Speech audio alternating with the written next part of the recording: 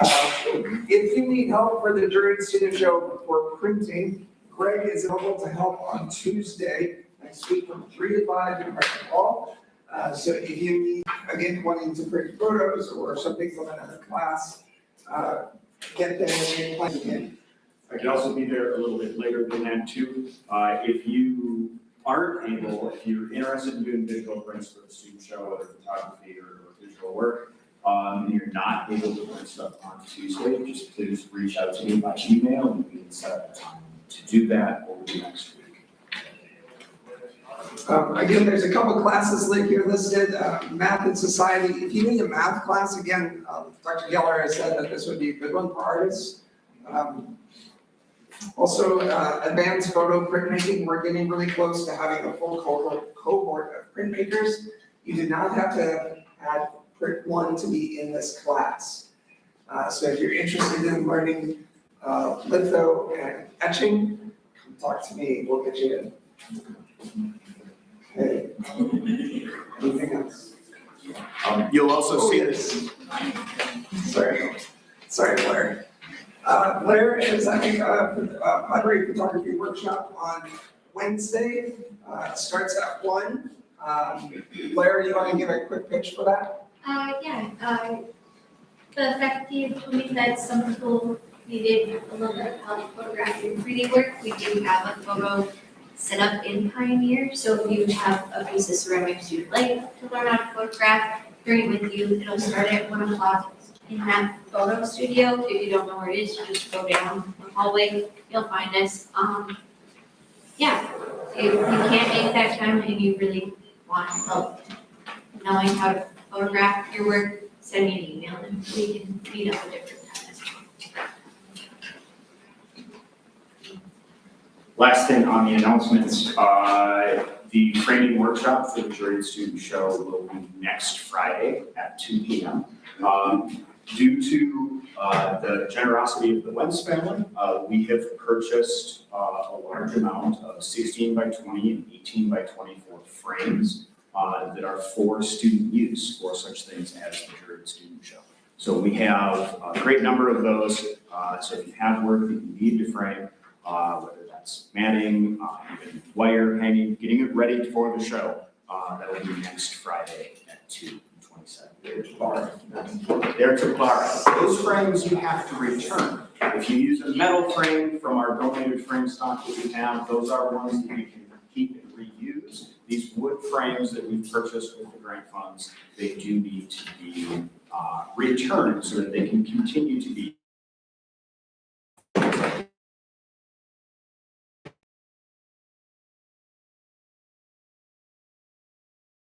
DiMarchi has been printing in the studio this week with Ryan gone in. I think we're nearly finished. One last layer after this. One more.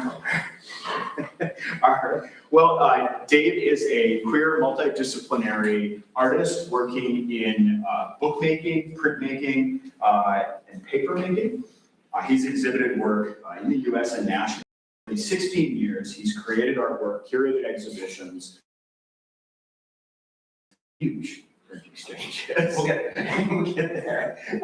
And published by Art Prince's 9-in-Hand Press. So if you've heard of the 9-in-Hand Press print exchange. He also maintains a collaborative studio in ArtSpace at the Arts Council of Princeton, where he serves as the studio's manager, master printer, lead printmaking instructor, and also leads the printmaking curriculum at Mercer County College. I'd like you guys all to give a warm, one other thing. He was our juror for Paperworks this year. Right, the reason I'm here. What are the reasons you're here? He did an amazing job. We're going to have that reception for Paperworks, for the International Paperworks 2026 exhibition tonight at 6:30. We'll hear Dave talk about the jury experience. It is truly a wonderful show, and I'd like everybody to be able to come if you can. So now, let's give a warm Minot State welcome to Dave DiMarchi.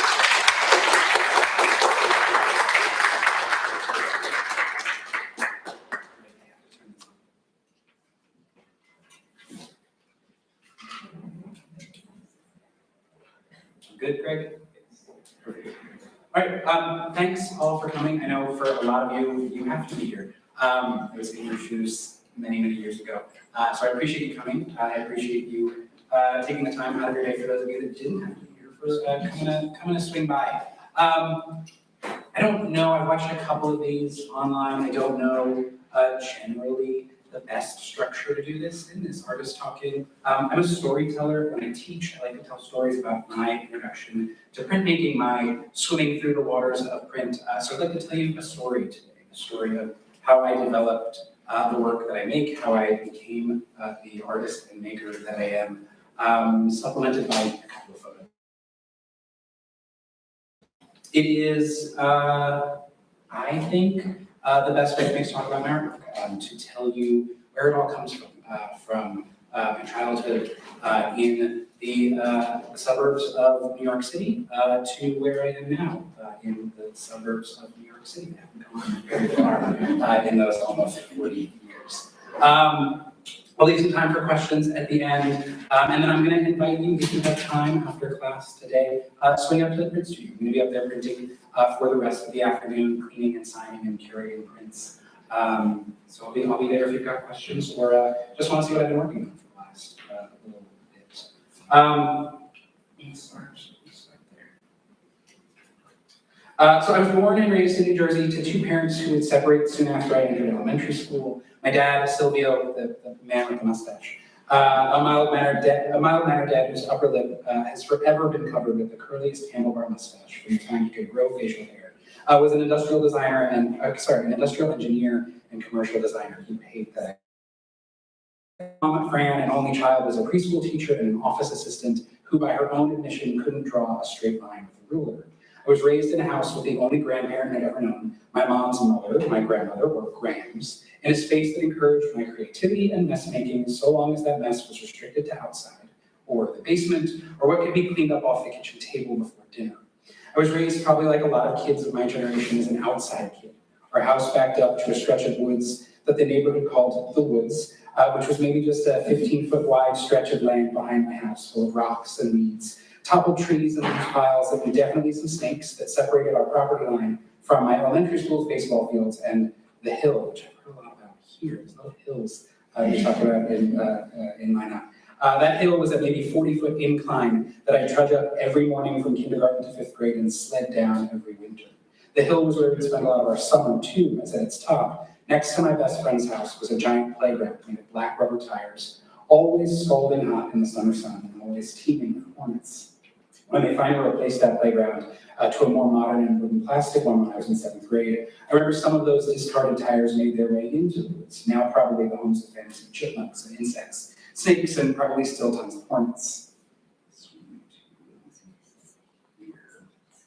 From about 4th grade, my Grams enrolled me in painting lessons, a skill I had, that's not me in 4th grade. My Grams enrolled me in painting lessons, a skill that nearly 30 years later I have absolutely no knack for. It was convenient. I wasn't a sports kid, so my mom needed somewhere to put me after school and at least one day a week. And the studio was just around the corner from her office, which meant after lessons I'd walk from her office, an optometrist's office I'd known basically since birth, and sit in the waiting room trying on glasses before she could clock out.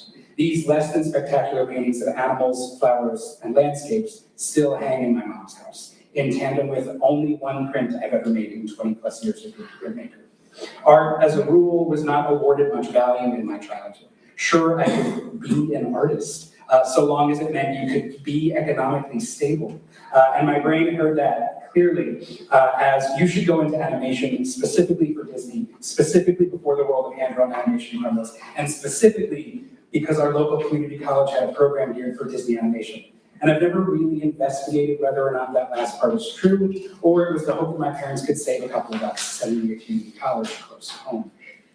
My father had found great success in commercial industrial design industry, commuting into Manhattan 5 days a week for many, many of my childhood years. Designing, planning, and manufacturing nearly every cardboard product holder and corrugated signage for Trident Gum and Nike and Discovery, Tide, Arm & Hammer, Johnson & Johnson, you name it, and it was sitting in the aisle of your local grocery store or the mall. There were always product samples in our house, always mock-ups of displays. There was an inflatable insurance company hot air balloon that hung from our family room ceiling fan for months. do not know why. And Shaq's styrofoam legs lived in our storage room off our basement. There was a time in the early 90s that Shaq did some commercial where he wore a skirt and they needed his life-size legs, and they wound up in our basement. I do not know why. In that same basement, there was a tall, red, deep storage cabinet that my dad kept all of his finest art supplies in. Luscious pens, alcohol markers, and so many pencils. And a spray can for every single toxic adhesive, fixative, solvent, and modifier you could think of. But because he didn't live with us, and because my siblings had no real interest in art, and my mom didn't want to deal with it, those supplies became mine. My grams, when she moved in with us, also brought with her an art cabinet, a collection of Home Shopping Network craft kits, yarns, and ribbons, and so many stained glass paints, and woodcraft paints, and the cheapest little tubs of acrylic paints that seemed to be packaged with every as-seen-on-TV craft in the 80s and 90s, whether or not the craft even required paint.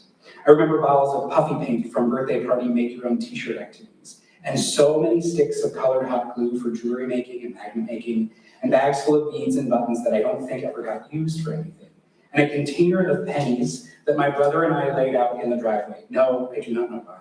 And when a passing storm rolled through that evening, I remember scurrying out in the rain to collect them because I was sure lightning was going to strike them and I'd get in trouble, or the house would burn down. Either one seemed like an existential threat. But it was between these two cabinets set side by side in the basement where we rollerblade around wearing tablecloths as capes that I realized I was an artist, or at least someone who liked to make stuff. It was a really long time, even after I graduated college, that I would call myself an artist. In fact, I still prefer maker above all my official and unofficial titles. Because it was here in this basement that I could explore what would happen when I mixed colors together. What would happen if I peeled a puddle of dry stained glass paint off the chipped asbestos tile floor. Or what I could make with long forgotten art supplies on discolored and mildewed papers, sprayed with any number of absolutely terrible free solvents. I became an explorer, an experimenter, and in the sheer ignorance of youth, well, if it doesn't burn down the house or kill me, and to my mother, that was the order of importance, I might as well try it. And that has been my standard operating procedure as a maker, an artist, and a curator, and an educator for these many years. Try it. When I entered college, the University of Delaware, the notion that I could hand animate for Disney had long dispelled. I don't really have a talent for drawing, at least not in a marketable way for Disney, and Disney was riding high on digitally animated films with no looking back. I intended to concentrate on photography, which was to say I knew I could be a photographer for National Geographic, and I just needed to get this pesky 4-year degree out of the way. Digital cameras were just coming into the mainstream. I had big, lofty goals. Digital cameras were just coming into the mainstream, and although I had some film background from high school, the world was following Disney and going digital. It was here in my first semester at the University of Delaware that I discovered I hated making digital photographs. I hated sitting in front of a computer, pressing keys and dragging a mouse to alter the image. I dreaded the hours-long slog of Photoshop and the files not auto-saving, and then figuring out printer settings to get the best image to print on paper that was far too expensive. It was in that moment that I stumbled into my Intro to Printmaking 1 class, in a little used studio that smelled like wet paper and oily inks and solvents that I returned back to that 10-year-old, mixing colors and peeling paints, and making sure that whatever I did, I didn't burn the house down, and that I didn't die. Now with the added complication that I did not damage some very big, very expensive presses. It was here in this studio that I could try it, because when else might I have this opportunity? I could try lino cut, a process I had no great affection for after a very sad attempt at it in high school, but I immediately fell in love with it. I could try intaglio with all its chemicals and sharp things and variables. I could try screen printing, taught by one of our grad students, Teresa Nicolon, who was so passionate about the process and letting us play because it's just ink and paper. I could dip my toes into letterpress and papermaking and book arts. I love those as well. I could try litho. I didn't like litho. I worked under some amazing instructors and MFA candidates. I got to hold Picasso prints at the Philadelphia Museum of Art. I got to be awed by the making of truly massive prints by Shelley Thorstenson and April Flanders and Koichi Yamamoto.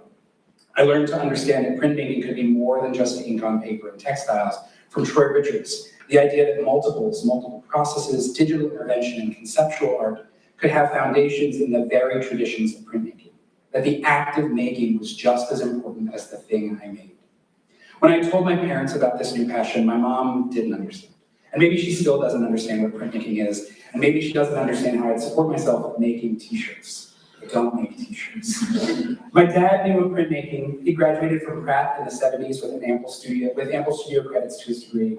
And one of his woodcuts, a small multi-plate abstract image on newsprint, had been framed and hung in the hallway outside our childhood living. For me, it wasn't about my future. It was about what I was so passionate for right now, and coincidentally, I still am 20 years later. Some of my BFA work. I remember sitting just where you are in a seminar class that met once a week in the basement of an arts building on the first day of the second semester of senior year. The department head and seminar lead, a multimedia sculptor and painter, Lance Wynn, broke the news to us. Maybe it's a conversation you've all had as well.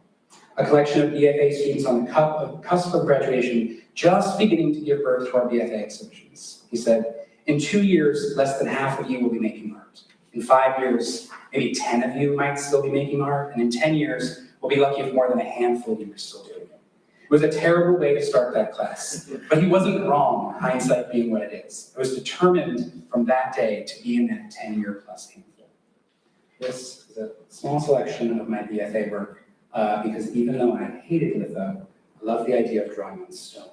So these are 30 by 60-ish lithographs.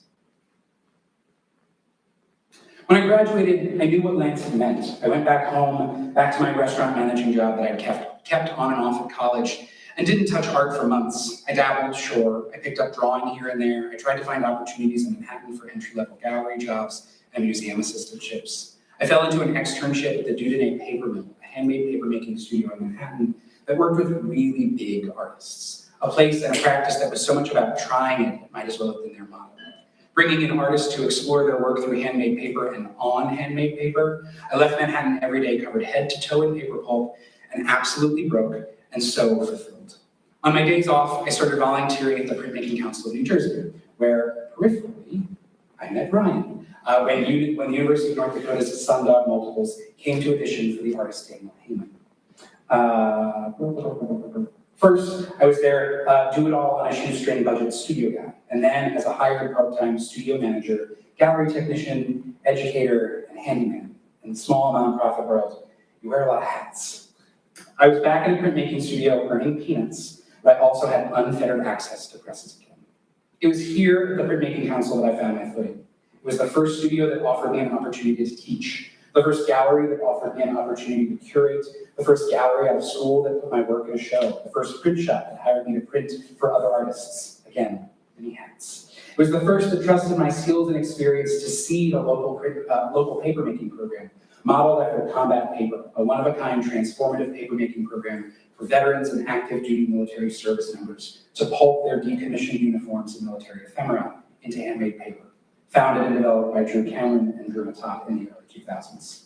Frontline Paper, as the New Jersey branch would be renamed, would transform the Printmaking Council of New Jersey from a sleepy, niche nonprofit into a sought-after program that would grow to include programs for COVID frontline workers, healthcare workers, survivors of abuse and assault, and migrant and immigrant communities. I only really had a small hand in the seeds of this programming, teaching our first instructors to Iraq and Afghanistan veterans the how-tos of making pulp, pulling sheets, and some very, very basic printmaking processes. It would be another 13 years just this past fall that I'd intersect with Frontline Paper again, curating an exhibition of these works in the fall of 2025. Leaving the Printmaking Council in 2013 forced me to find my footing again. I didn't leave with a backup plan or a new job in place, but I reached a professional point where I needed to stretch my wings. I could still use the Printmaking Center's studios, so I was producing very small, photographic-based silkscreen works. Try it, my brain told me. I built on nearly 4 years of administrative work, teaching and printing exclusively for PCNJ, and began to put out feelers for where I might be able to do this more. I'd come to realize that as much as I loved the idea and the making of prints, the small d democracy of printmaking was where my heart was. If everyone tried it, everyone can be a printmaker. And the crux of my teaching practice for nearly 16 years has been just that. Try it. The truest form of my intersection with art making for the entirety of my professional life has been those two words. Try it. And so I did. While simultaneously making my own work, I was teaching workshops at local art centers and museums and summer camps and public libraries, anywhere that would have me. I was living just outside Manhattan and immersing myself in an arts culture I didn't know I'd been missing. I I was making my own work, and I was back at that same restaurant. What I'd lovingly come to realize was my mindless job, that I didn't need to take home with me each night, that I didn't have to think about it off hours, and that let me have the creative brain space to get back into making. I started 9 in Hand Press, a nom de plume for my fine art education, graphic design, and boutique printing business. Also a great way to collect taxes. Because I was largely doing this work from home and in other print studios and everywhere else across the state of New Jersey, 9 in Hand Press became more of a practice than a place. And in the intervening years, while the contract printing for others in this venture has mostly fallen off, and I can now be a little choosy about my graphic design clients, I developed a knack for printmaking community connections. In 2016, at the height of the Facebook wave, I popped into Facebook groups and Instagram DMs, sent some cold emails, and reached out to those who I knew in the world of print. I wanted to start a print exchange. Nothing big, the hopes that maybe 25 or so folks I knew would want to hop in on this journey. Try it. In 2016, 28 did. In 2017, 53. In 2018, 62. In 2019, 82. In 2020, 87. In 2021, still reeling from the COVID pandemic, 119. In the last 4 years, another 650 artists. All in all, some nearly 1,100 artists have participated in the 9 in Hand Press Print Exchange, exchanging some 16,000 or so prints, becoming the largest non-academic or membership-driven print exchange globally. It is a monster of a task. In 2018, I was hired at a local community college, the sole printmaking instructor brought in to provide a well-equipped but little-used studio and an out-of-date and overly product-heavy print curriculum. The curriculum I was handed was massive, 2 stacked printmaking courses, covered relief through woodcut and linoleum processes, intaglio through dry point and etching, monotype, screen print, and at one point, lithography, all in 15 weeks. A survey course that well outpaced the college and state requirements, in which students found themselves not retaining skills in the need to move quickly from one technique to the next. The prescription here was simple enough: streamline, allow for exploration, focus on harnessing the basics, let students enjoy the process, not just the product. The print studio became a lab for experimenting. Yes, students have to show proficiency in the process, but they also need the latitude to explore image making and mark making and concepts and alternative processes. My rule here is very simple. If it won't hurt you and it won't hurt the press, try it. In the intervening years, I met and moved in with my partner, Peter. He comes from an arts background, a BFA in acting from Rutgers University, and some 20 plus years of acting, directing, singing, teaching, dancing, and set designing in theaters across the United States. He too also held down a restaurant job. He understood the creative process, the ebb and flow of art making. He, as someone who started his career in front of the curtain and spent the rest of it behind the curtain, knew the importance of trying, except his house not burning down became, I really hope this blood cannon works. And his don't die was also, please don't let me fall out of this harness 40 feet onto a stage. The stability of our relationship, the normalcy of domesticity and schedules, the routines of marriage, and commonalities of housekeeping began to seep into my work. Queer narratives that felt lived in, the ordinariness of existing as a couple, the ungendered roles of placemaking and housekeeping, the lists and notes and reminders for grocery shopping, and did you get the light bulbs, and did the dog poop on her walk this morning? It also led me back to my own family story, something that in my parents' eventual divorce always felt like an unknown. I've only ever known 2 queer people in my family, myself and my brother. Although through art making, through print and collage, led me to look at these family histories, long forgotten family photos that sat for decades in the back of my gramps' closet. Was there someone else there? Who are these people? Was there anyone else, as my mom would say, a little funny? I'm still searching, but I found something more compelling. A history of independent women, widows, divorcees, never married, strong wives and mothers, matriarchs. A line of women who, if not queer in their sexuality, were certainly outliers of their generations. My grams, whose husband left for cigarettes when my mother was a preteen and never came back. A fiercely independent woman born in 1928 who always knew the value of a dollar, a warm breaded chicken cutlet, and a smack on the back of the head. My Aunt Fran, a woman who would lay her life on the line for her siblings, her nieces, nephews, and cousins, and strangers and want nothing in return. My mother, sometimes an absolute thorn in my side, but who did her best to raise 3 probably terrible kids who were always trying to burn the house down. My stepmother, who raised 2 kids of her own and lovingly took on 3 more and eventually 10 grandkids. My sister, bullheaded and stubborn like her brothers, raising her own daughter in a world where just being a woman feels like a disadvantage. Reaching back through my family history and fully acknowledging that there are many gaps in stories I'll never be able to complete led me to think about that hill and those woods, running through the sprinkler in the front yard, mowing the lawn with my dad, the singed fingertips from climbing the black tires, and just how much I really hated the snow. It allowed me to be nostalgic for what I've always known was a perfectly fine childhood, but that I've definitely romanticized over the last 4 years. The prints I've made most recently are directly and indirectly about this family, reckoning with my childhood and the fantasies of the details of all these family members and experiences I only know sparse information about, with strong symbology often in the place of figures or events or meanings. The Pisum sativum, a common pea plant used by Gregor Mendel in the 1860s to identify the laws of gene inheritance, also often takes place of family lineage. The common yellow dandelion stands in for, just lost my spot, stands in for the unfettered movement of our family both geographically and emotionally. The collapsible, ever-present lawn chair, a staple of every house party I can remember. The silhouetted ladder, not just the support structure of our family, but the multi-purpose chair, stool, utilitarian, decorative, and often forgotten tool leaned against half-empty gutters strewn with broken Christmas lights. The text is often unreadable, intentionally so, meant for only those who are who are so familiar with their scribbles that they can decipher it with ease. Color choices, first a random selection of bits and bobs, pulled from previous contracted prints or left over from the workshop, became a way for me to develop a language of how colors can excite or anger or sadden. But also a technical challenge. I'd never learned color theory in college, and a lot of my knowledge of color was solely through experimentation.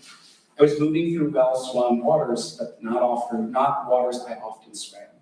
Color is still the thing I struggle the most with. But try it, it's just ink and paper.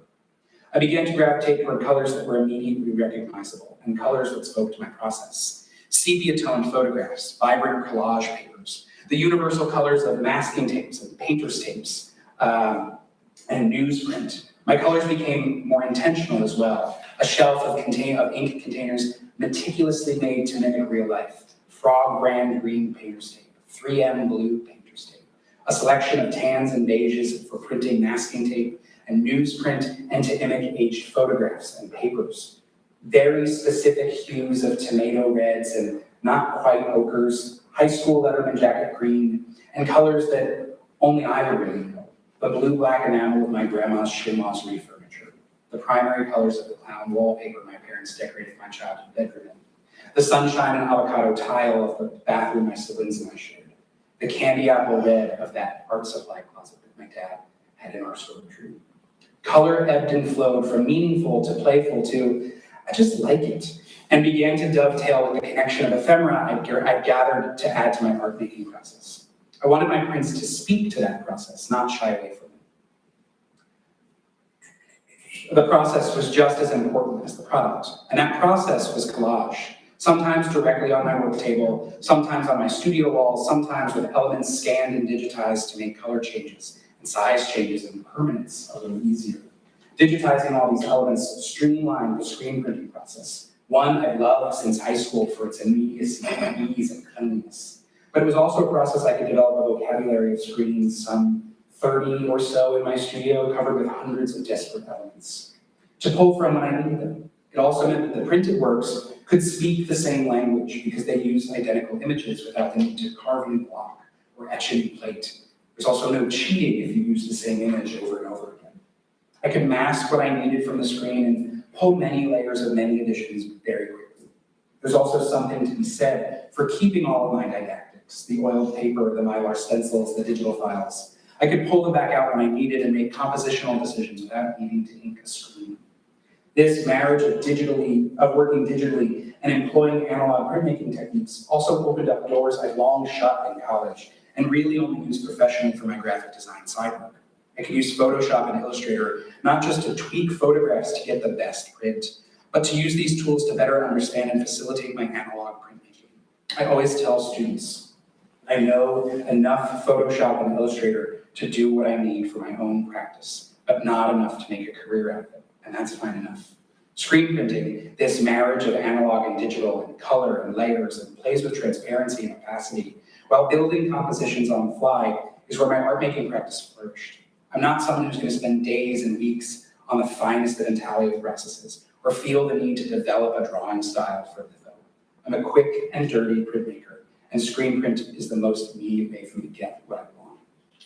The photos, the most difficult elements of the work, sometimes technically because it opens up, or sometimes because it opens up conversations that I don't think my family might be ready for. Pulled from those abandoned boxes are some of many. An envelope of photos of my dad's 40th birthday. And we used to celebrate over the hill parties. Taken on disposable camera, or some underexposed and poorly cropped shots of a rainstorm collapsed retaining wall. My dad surely took for insurance. My mom's first car in her name, again, poorly cropped. A slate gray Ford station wagon with a trunk seat but no seatbelts. A sheet cake celebrating my first communion. So many Christmases with cousins and New Year's parties with neighbors. A photo of my grandma from a 2023 cruise that my mom would use on her funeral prayer card.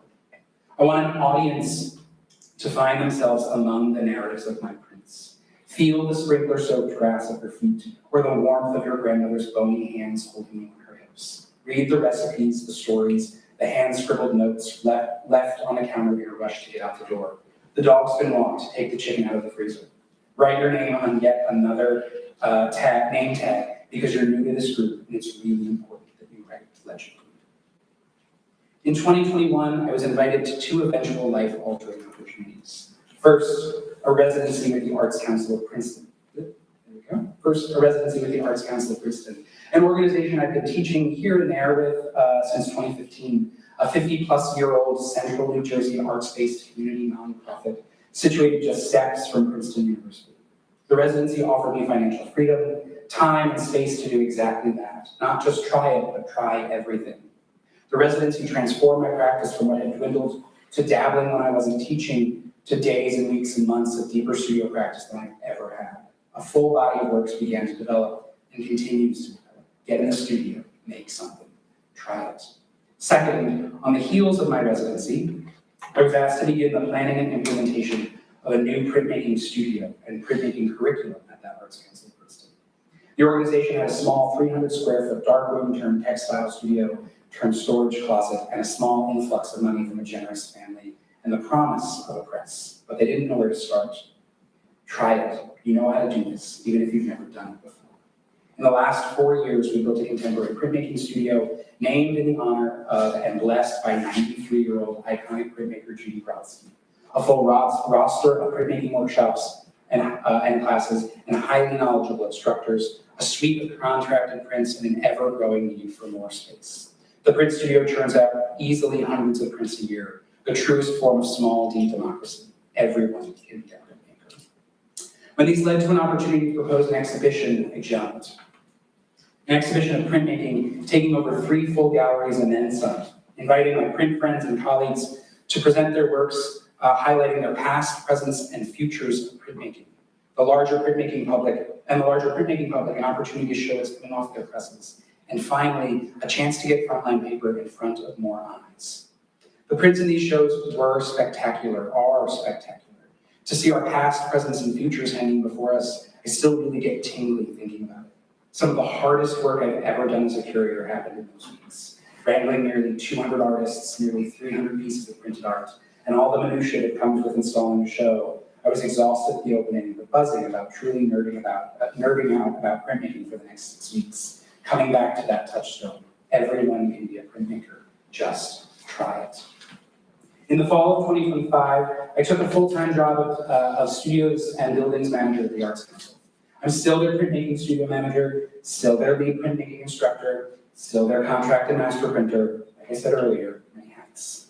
I still teach at that same community college, I still do freelance design work, and still find time for my own art making. Although some days, it's nice just to sit on the couch and doom scroll. It's these jobs that allow me to work alongside some amazing artists, craftspeople, and educators, turning my creative brain on and off for a little bit each day, and provides me some basic necessities that we don't talk about too much in the art making is my life space.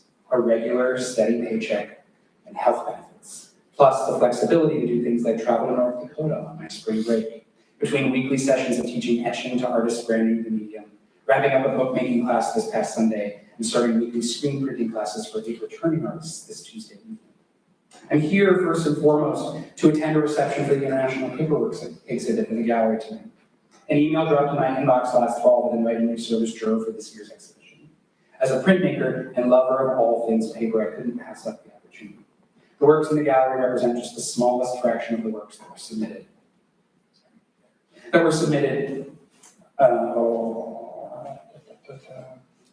But speak to the story of art making in our world right now. A quiet stillness of marks, lines, and cuts, brushstrokes and forms competing for space in a world so dominated by noise and speech and flashing screens and attention. The works are thoughtful and humble and invite you to investigate their making.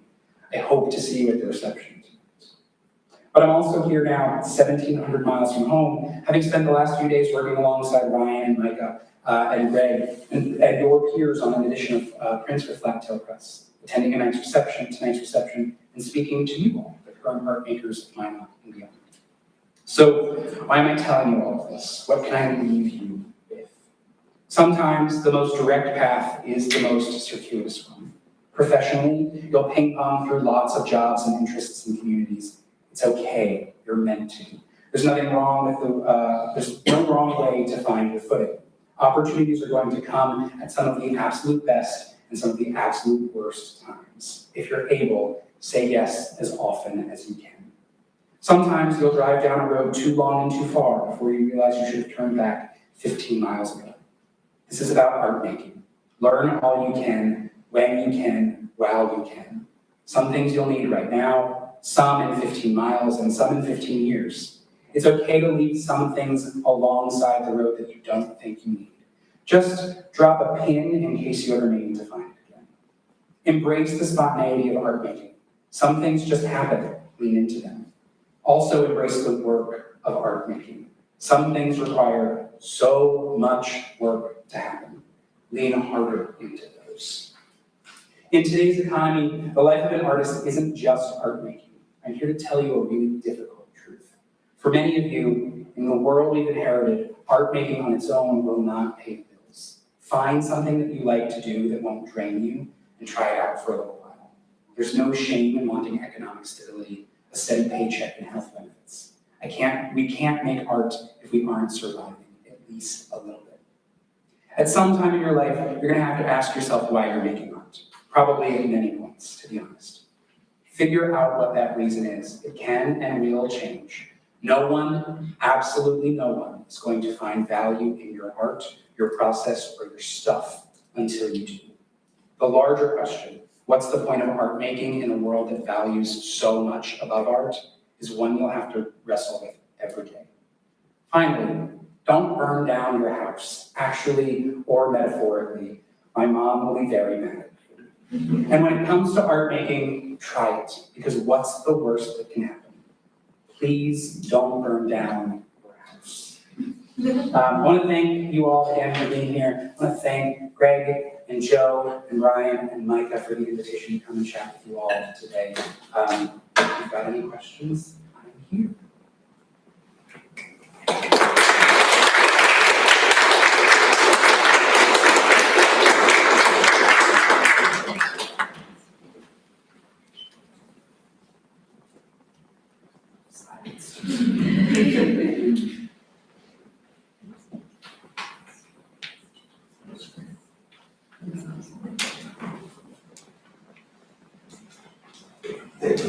Who are like such inspirational, great artists that helped you along in your journey? You mentioned a whole bunch, but like whether you just love their work or influence the work that you make.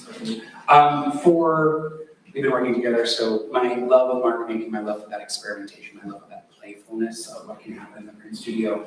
Julie Moretu is a really, really wonderful painter and printmaker, does very, very large scale works that are full of brushstrokes and this sort of very amorphous mark making and line that I've always really loved so much.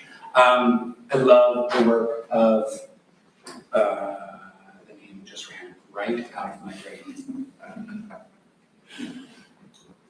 The portrait of Michelle Obama. Amy Silman, although Amy Silman's work is also great. Sure. Yes, there we go.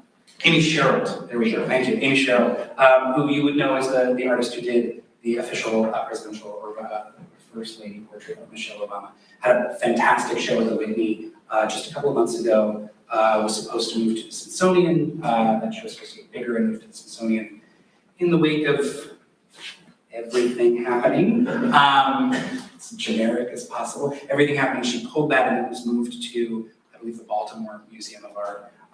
The technical skill of those paintings, to be able to stand next to a 12 by 24 foot beautifully painted portrait where you can see every blade of grass, every pore of human skin. It is not something that I do in my work. It's overwhelming to look at. Her work with color is also fantastic. She does, if you're unfamiliar with her work, she largely does portraits of African American life in America. All of her figures' skin tones are gray tones, so they are not your rich caramels, your browns, etc. But the color of the backgrounds, the color of the clothing, the color of the ephemera around the figures is so. If you ever get a chance to see the work in person, do not pass up that opportunity. Yeah. And then the instructors I had, Shelley Thorstenson, an artist based right outside of Philadelphia, taught me for a year printmaking, and it was through her that I fell in love with that playful exploration of print. Her ability to, she works in many processes at once, often litho, often etching, often screen print, layering and building transparent layers and very heavy layers. It's a really masterful process to watch her make that kind of work. Yes? What was the first print that really made you proud? My own work? First print that really made me proud. It's funny, Brian asked me yesterday if I would be showing any of my college work. And I showed a couple of those, the prints for my BFA show. My college work was largely not spectacular. I really enjoyed playing in the studio. I really enjoyed being in the studio. I was one of very few printmakers in our program, so I had access to the print shop essentially whenever I wanted. The work that I was making to fulfill requirements for a class was not anything special. My BFA work, I think, was the first work that I could pinpoint as being really proud of in terms of overcoming my hatred of litho, in terms of working as large as those are, and in terms of focusing on really honing my drawing skill to get those to feel as soft and realistic as I could at that point. I'll also tell you all, please keep drawing. It is a skill that will die if you do not play with it every day. Keep a sketchbook, doodle in the corner of your notes, continue drawing, because I, at near 40 years old, have lost that drawing skill, and I'm trying to build that back every day of my art making practice. Yes? What drew you to paper, say, as opposed to canvas or an electronic screen as the substrate? I don't love sitting in front of a computer, generally. It felt a lot like work. So working in paper was this beautiful tactile quality. As a hand paper maker, I don't do it often, but when I pull sheets of handmade paper for some of my own work or for other artists, there's a really wonderful moment when you scoop pulp out of the vat, the water drains out, and you see the surface of the paper create itself. It's like, for me, a near godlike experience. It is so beautiful, and I try to find that in my artwork every single day. Ooziness of it. Yeah, the softness of the pulp, the tiny fibers that net into each other to create that sheet, the pressing out of all of that water. It's such a lovely process, and it's, I think, that gets me to love paper more than, well, canvas has never been my media because I can't paint for hands. Yeah, so paper has been a really accessible thing for me as well. To have that stack of paper in my dad's art cabinet meant I could pull out stuff. To have a copy paper at the local CVS, I could go and pick up a ream of it for 20 years ago, like $1.99. It was way more accessible to me than rolls or stretched canvas would ever be. And I, again, just don't love sitting in front of a computer. I'm a very tactile art maker. I love the feel of paper. I love the thickness of ink. I love the motions of doing all of that work. Yeah. I know you said you struggled with color theory, and I really liked your use of primary colors with your collages. Thank you. Would you say that, and I know you mentioned like the symbolism with the colors that you used in those particular ones, but would you say that you use color more as symbolism? Like which one is more of a priority to you, symbolism or like eliciting emotion from your audience? I think that probably depends on the print. There is when I was listing those colors that like only I would know, the color of my grandmother's furniture, the red cabinet, etc.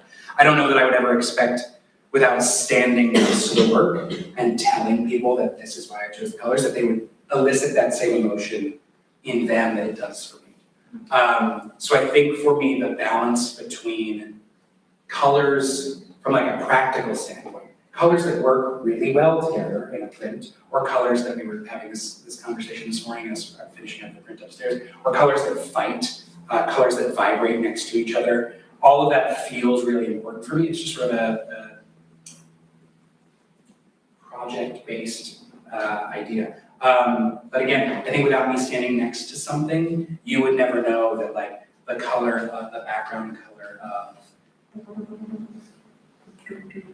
of the print on the right side, not good with rights and lefts, like for me, elicits so much memory of growing up with a small garden in our backyard. We always grew like 4 different varieties of tomatoes. Those are in my brain, those tomatoes. It doesn't mean anything for you. It's an orange red for you all. But that is, for me, I can smell the gross smell of tomato plants. I can feel the sort of skin of growing those tomatoes there. May not mean much for you. A lot of my work, even though we all make work for an audience, a lot of that smaller nuance of my work feels very much for me. Yeah. I have a friend watching virtually right now, and they wanted me to ask A virtual friend. Jewel. Hi, Jules. Watching. They were wondering, as a queer artist, have you faced any increased struggles from the recent tensions relating to LGBTQ rights? Yes and no. I think I am lucky enough to live in a fairly progressive location. Princeton as a college town, although one of the oldest and moneyed and in that sense conservative parts of the state, still has that young vibrancy of college students. When it comes to exhibiting my work or garnering feedback from my work as a queer artist, I think I've put myself in a position where, unless I say it, the work may not feel queer. There's a really good friend of mine, Scott Soka, who makes really, really fantastic paintings based in New York City. They make work that is sort of historical, almost hunting photos, or hunting paintings rather, of animals. And all of these animals have tiny little hand-painted rainbows on top of them. It is the only thing that makes them queer. Surely that dog is gay. And Scott and I often have conversations about what it means to make queer art, because there's a world now where queer art is very often viewed as, well, there's a naked figure on a bed, or there's 2 naked men kissing. And often that is sort of pigeonholed as like, this is the tiny world that queer art lives in. But solely by being a queer artist, the work that I make is queer. There is not rainbows, there is not begs there is not sexuality in this work, but solely as a queer artist, the work that I make is queer. And I am lucky enough where I live and where I live in the position I place myself in the world that I can say that unapologetically. I think there's a lot of this country, a lot of this world where that is a much more difficult thing to be able to harness. Thanks, Jewel. Thanks, Jewel. Anything else?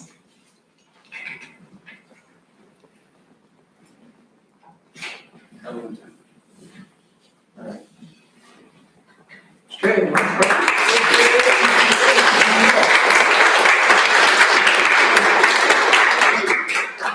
They will be in the print studio finishing up the last layer, letting you on curating prints, and you want to stop by and see what he's working on. BFA folks, we'll see you in a little bit over at the tech. And if you're not planning on it